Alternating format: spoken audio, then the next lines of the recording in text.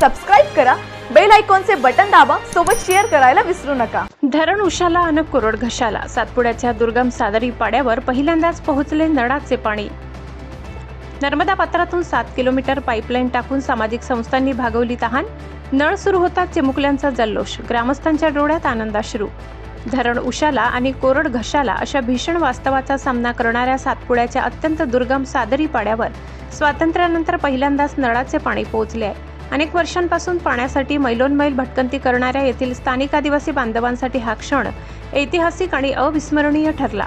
नळ सुरू होताच गावातील चिमुकल्यांनी पाण्याचा आनंद घेत नळाखाली भिजून जल्लोष केला, तर महिला आणि ज्येष्ठ ग्रामस्थांच्या डोळ्यात आनंदाश्रू तरळले। दडगाव तालुक्यातील सादरी परिसरातील पाड्यांवर पिण्याच्या पाण्याची अत्यंत गंभीर समस्या होती। भौगोलिक दुर्गमता आणि कठीण प्रवासामुळे येथे साध्या सरकारी यंत्रणा पोहोचायलाही धजावत नव्हत्या। ही भीषण परिस्थिती लक्षात घेऊन या यंग फाउंडेशन आणि डिजेट फाउंडेशन या सामाजिक संस्थांनी पुढाकार घेतला। असे फत्ते झाले मिशन सादरी। सुरुवातीला पाड्यावर विहीर खोदण्याचे प्रयत्न करण्यात आले, मात्र भौगोलिक परिस्थितीमुळे ते अपयशी ठरले।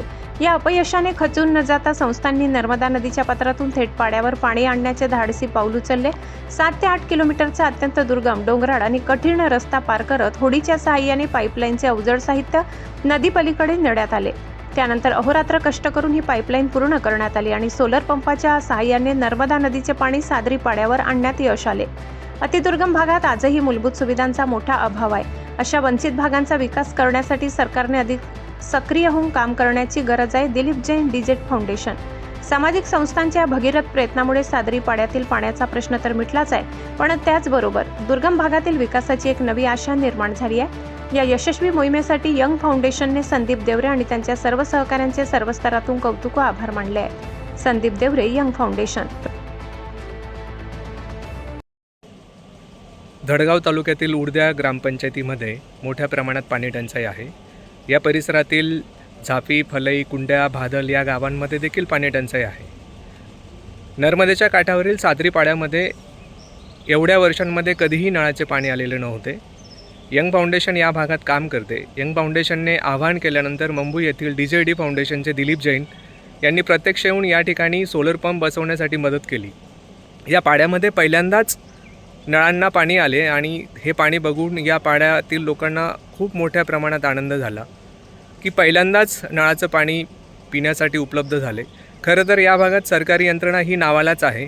अजूनही अनेक पाड्यांमध्ये भीषण पाणी टंचाई आहे। 3-3, 4-4 किलोमीटर अंतरावरनं पाणी आणावं लागतं।